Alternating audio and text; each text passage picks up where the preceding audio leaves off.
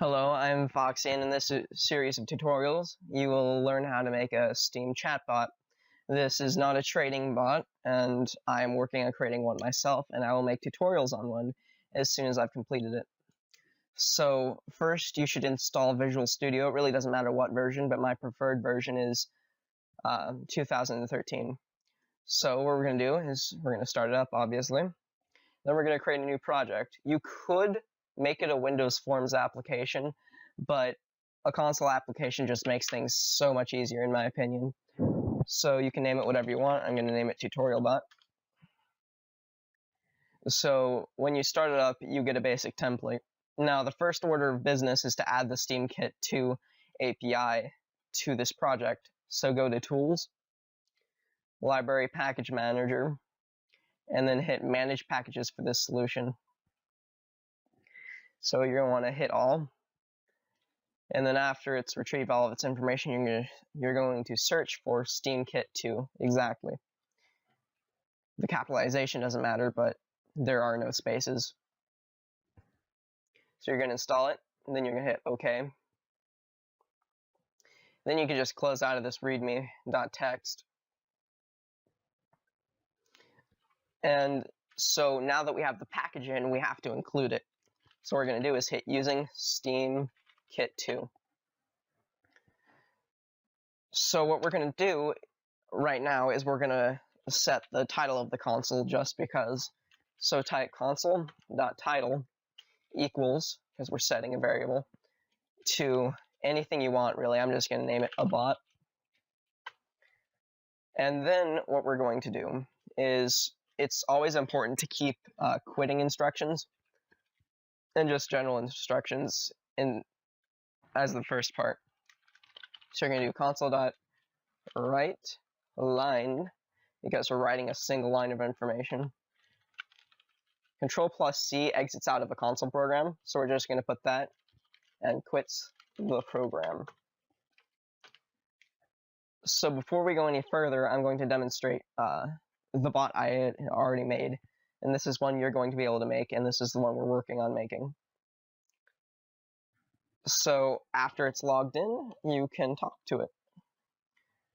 And just in general, there are tons of commands. So you type !help, just let me adjust my mic really quick. So you type !help, and then it gives you a list of commands you can do, such as mi-admin. You'll be able to create administrator permissions for your bot at the end of this tutorial, but that's going to come in a later lesson. Right now we're just going to work on logging in. And mine also has various responses to things, such as saying hey, and then it'll say hi, and then how are you? So my bot's feeling magical today. So we're just going to quit by sending it to shutdown. So now go back to your project if you, for whatever reason, minimized it. So now our first order of business is to retrieve a username and password from the bot user so that they can log in the bot. And don't forget to create a string variable and another string variable for the username and password. A neat thing about most programming languages is that you can declare more than one variable on the same line. So we're going to declare user and pass. Now, what we need to do is retrieve the information. So we're going to do console.writeLine, or no, just write, because it just makes things look neater. You're going to be typing the username in the same line as this.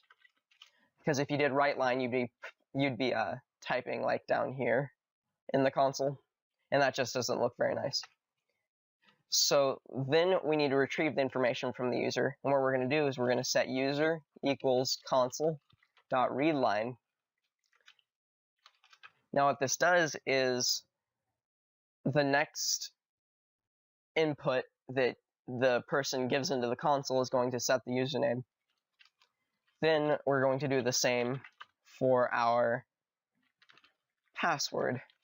because you can't make it without a password. And again, you just set pass equals console.readline. So now both of our variables are equal to the user's information. So now we're going to create a method to make the logging in process cleaner. You could log in inside of the main method, but it just doesn't look very nice. So what we're going to do is we're going to create static void steam login. You can name it whatever you want, but this just makes a lot more sense when other people or you are trying to read your own code. We made it a void because it's not going to be returning anything. So what we're now going to do is call it. Now it doesn't have anything in it yet, so the program will just exit immediately after you've given it username and password. So now we need to create the Steam client, and we're going to add it to the top of the project to make the entire project be able to access it. So what we're going to name it is static Steam client, lowercase s Steam client. You can name whatever you want right here, but this just makes more sense again. So you could do basically the same thing here inside this line, but then it would only be accessible within this method. So now what we're going to do is set the Steam client into a new Steam client class. Oops. So after that is done, we also need to create a callback manager. What this does is, if you're familiar with events inside of forms, it's basically the same thing. But if you don't, what this does is whenever a certain thing occurs, our function that we've sent to handle that thing gets called so that we can manipulate that thing. So if I were to log in, a login callback would get fired, and then it would call my onLoggedIn function. But we'll get into that later. So to the top of your project, again, so it's accessible everywhere, create a static callback manager. This manages our callbacks, obviously, and then just name it manager or whatever you want. So then we're going to set our manager into a new callback manager. However, this is a little funky because you need to add the Steam client so it knows which client it's going to be handling.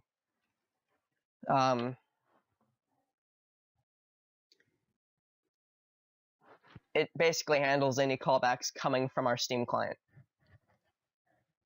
Because if we didn't pass it the Steam client, it wouldn't do anything. It would probably either crash the program or give you an error on compilation when you're compiling. So we need to create another thing that's called the Steam user. This is so that we can do things relating to that a normal Steam user would be able to do, like log in, because you wouldn't be able to do this without logging in. So do static Steam user, and then just name it Steam user.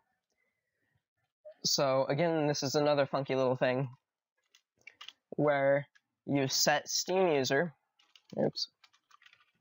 equal to Steam client dot get handler, and then you pass it the Steam user class. So basically we set Steam user to the handler of the Steam user class within Steam client, so it becomes the handler of all Steam user related actions and callbacks. Alright, so if you didn't understand that, what that means is, just let me readjust my mic. What that means is that this class, our thing, now handles anything coming from the Steam client as a Steam user callback. And that's fairly important for what we need to do. Now, we can't handle any callbacks without registering the callbacks with the manager and the function that we use to handle what happens. First, we're going to register the connection callback so that we can perform actions when we have connected to the Steam network. We also need to create the function that handles the callback. So type new callback, and then within that, put Steam client dot connected callback, and then put a left parentheses, and then we haven't created our function yet, but just put on connected. You can name it anything you want, but this makes more sense, and then pass it to the manager. So let's create our on connected function. So make it a static void on connected.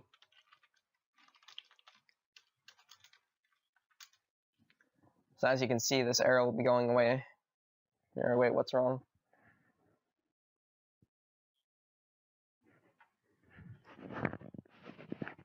Just give me a second here. Oh, that's my bad. It also passes it the callback. So what we need to do is set it to Steam client dot connected callback, and then just name it callback. So again, if you understand how events work inside of Windows Forms, this will be easy for you to understand. But my same explanation sticks here. So after we've done that, when this gets called back, it passes tons of things to this callback, such as the result of the callback. So once we've connected, we can check if we actually connected. So if callback, now this is important, result. This is the result of our connection. So if the connection was not successful, we need to inform the user that it wasn't successful. So just type console.writeLine and then unable to connect to Steam. Now this is a really neat thing of console.writeLine, is you can put a French bracket or whatever those things are called, and then 0 and then another one, and then you can pass it a variable such as the result of the callback.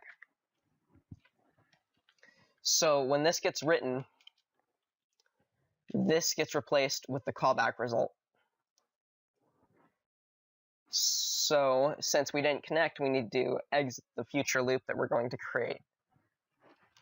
So just set is running equals false. But first, we also need to create a static bool.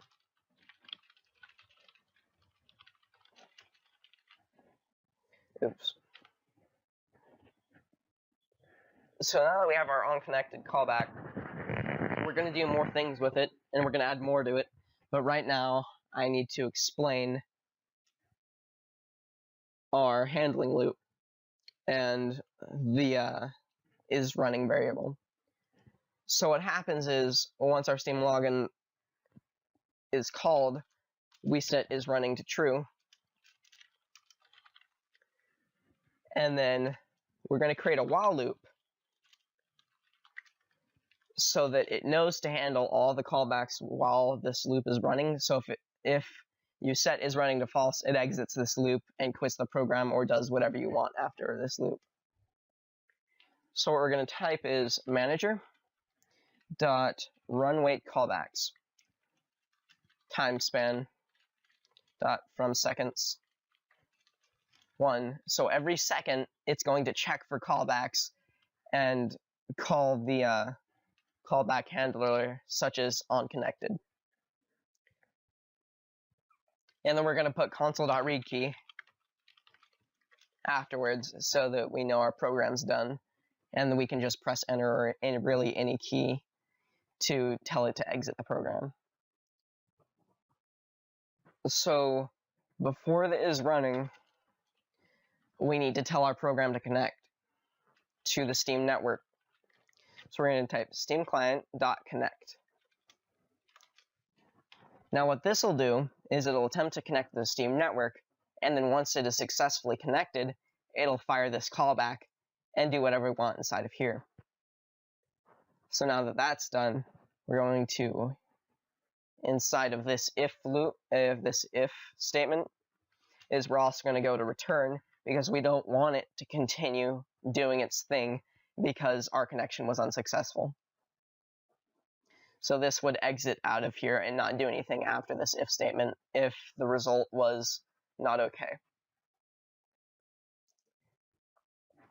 So afterwards, we're going to inform the user that we've successfully connected to Steam. So just write line, again, because we're just writing a singular line, and then type connected to Steam or something like that. Now what I like to do is I like to put a line break. This is basically the enter key, but with strings. And you'll be able to see that inside the console after we run this program. And we're going to put logging in to inform the user that we're attempting to log in. And then another line break. Now, if you want to be more specific, we can put, again, that fancy little thing, 0. And then we could tell it that we're attempting to log in the user. Oh, my bad. I forgot a left parentheses. Alright. So after we've done that, we could pass our login credentials to the server with Steam user dot log on.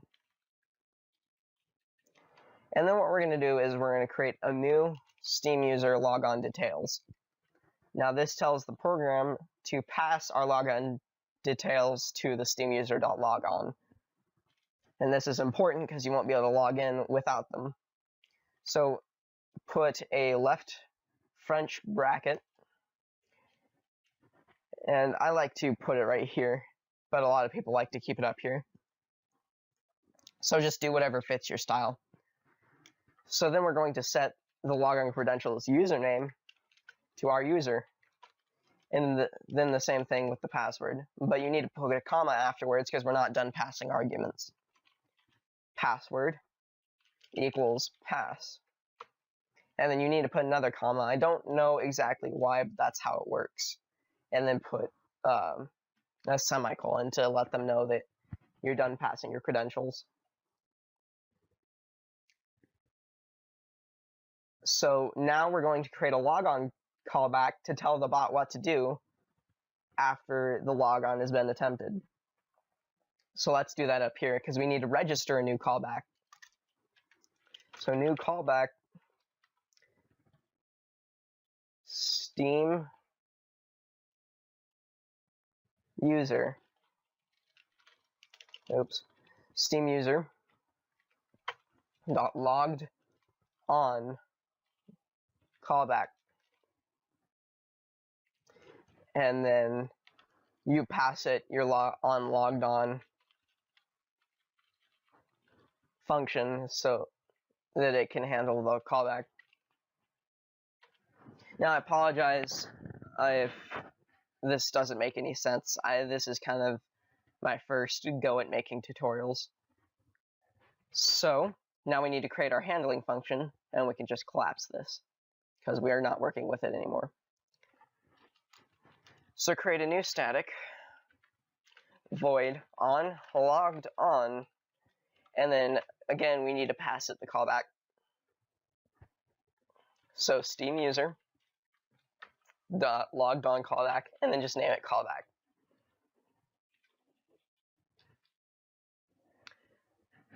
So just let me readjust my mic really quick. So on logged on, we need to check if our logon request was denied.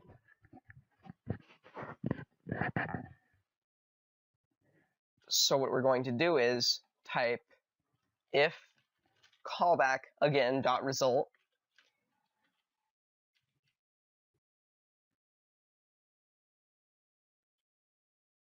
equals to eResult dot account logon denied. Now what this will tell us is obviously if our attempt to log in was denied. Now what this means is that our account is SteamGuard protected. that's in another tutorial, and you'll still be able to log into SteamGuard protected accounts after the next tutorial. But right now we're just going to attempt to log into a account that is not SteamGuard protected. So what we're going to do is inform them that we could not connect because it's SteamGuard protected. Just put whatever you want, just make sure that they know that it's because it's SteamGuard protected. And then return to exit, because we don't want to continue with our logon stuff if we can't log on in the first place. So now we need to check if for any other reason our request was denied. So callback.result is not equal to eresult.ok. So inside of here, you're going to inform them that our logon was not successful. I know this is a tad bit repetitive, but there it is. It has to be done. So put unable to log into Steam, and then again, that awesome little thing that we all love, because it makes our lives so much easier. Then we're going to pass it the callback result to let them know why, because we don't know why ahead of time. And then set is running to false, and then return, so that we don't continue with our attempts to log in. Now, something I forgot to do was add this to here. Because if the account is SteamGuard protected, there's no reason in continuing. So then we need to inform them that because we've already handled any issues if our logon request was denied, we type console.writeLine, and then again, that fancy replacement, here just a second, let me readjust my mic. That fancy replacement, those fancy replacement brackets, geez, and then put successfully logged in. Now you don't need to put this here, you can just put successfully logged in if you want, but I like to be more specific, and then just pass it the user.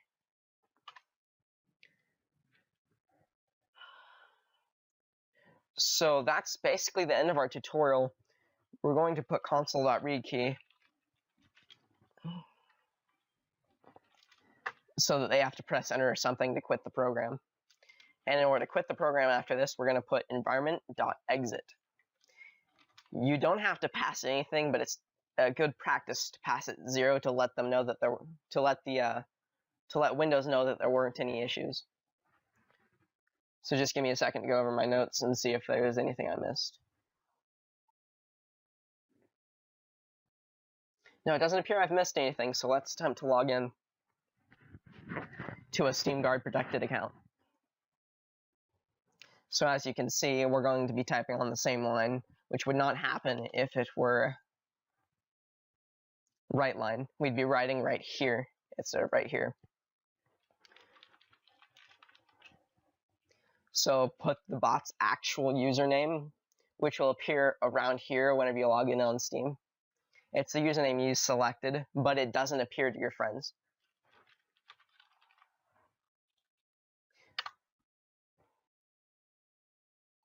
That was my bad. We probably shouldn't have gotten rid of that. So let's try that again.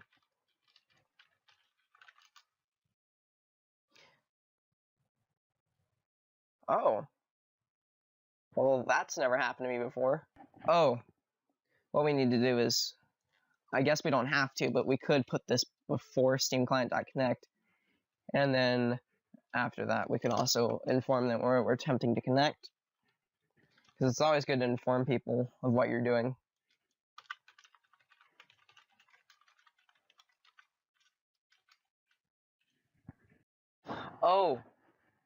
Oh, that's my bad.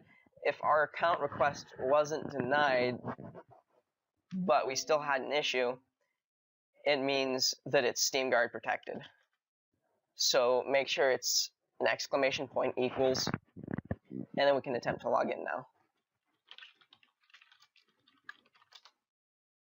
So there you have it. This account is SteamGuard protected.